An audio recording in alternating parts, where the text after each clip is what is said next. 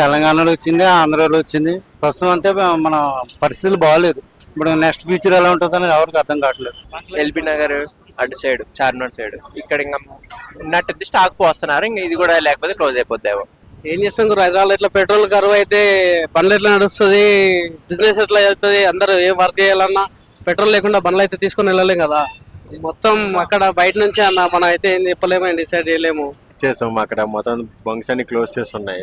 రాత్రి 9 వరకు రాదన్నారు. సో అందుకోసం ఇక్కడికి వచ్చాము. ఇక్కడ వస్తే మొత్తం బ్లాక్ అయిపోయింది. ఇప్పుడేమో పిల్లలకి స్కూల్కి అది వెళ్ళాలి కదా, సో అందుకని మొత్తం ట్యాంక్ అది ఫుల్ చేద్దాం.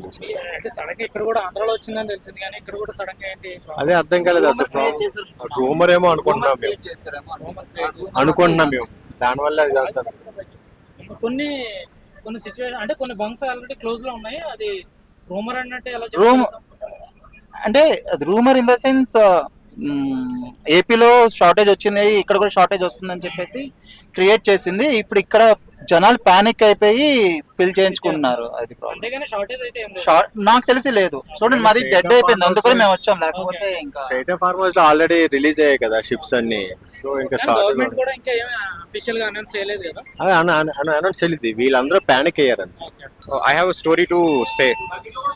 I was traveling from Bangalore to Hyderabad last night, and I was deficit with 25 kilometers odd to my home. And I checked at least, I'm telling you the clear number, I checked at least 40 plus petrol pumps, and it was all out of stock. So I had to park my car at my friend's place, and from there 20 kilometers I took a cab to reach my home. I came to get petrol in a bottle so that I can take that petrol to my friend's house, which is 20 kilometers from here, and so that I can get my car back to my home.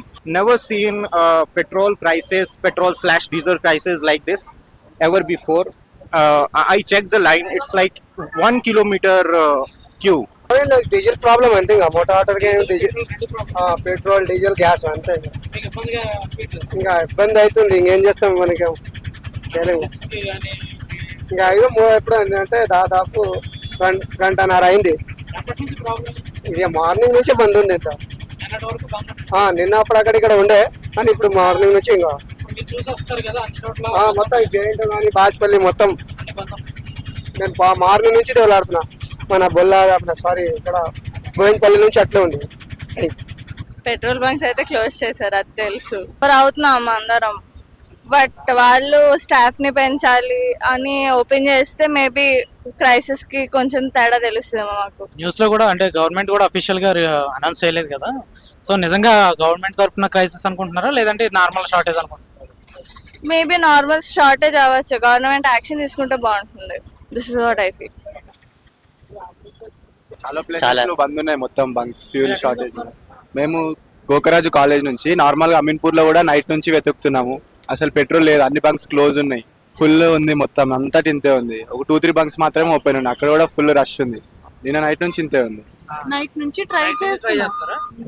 ఈ problem ఈ రోజు వచ్చిందా నిన్ననే నేను face చేసా. నిన్న 2 bunks కి వెళ్ళా, దొరకలే. మళ్ళీ ఇప్పుడు మీకు ఓకే అంటే మీకు దొరికిందా పెట్రోల్ కంటిన్యూ అవ్వబోతుంది అనుకుంటున్నారా? తెలీదా. సిచ్యువేషన్ అయితే చాలా దారుణంగా ఉన్నది. నేను 1.5 hour నుంచి వెయిట్ చేస్తున్నా. సిటీ అవుట్స్కట్ లో కూడా వెళ్ళి తిరిగి చూశాను, లింగంపల్లి అటు సైడ్ కూడా అసలు లేవు పెట్రోల్ బంక్, అన్ని క్లోజ్ చేసేస్తున్నారు. సో సిటీ లోపల మాత్రం ఇంత జనాలు ఉన్నారు. నైట్ ఓకే, కానీ మార్నింగ్ నుంచి చాలా దారుణంగా ఉంది పరిస్థితి. అయితే ఫుల్ ట్యాంక్ చేసుకుంటే బెటర్.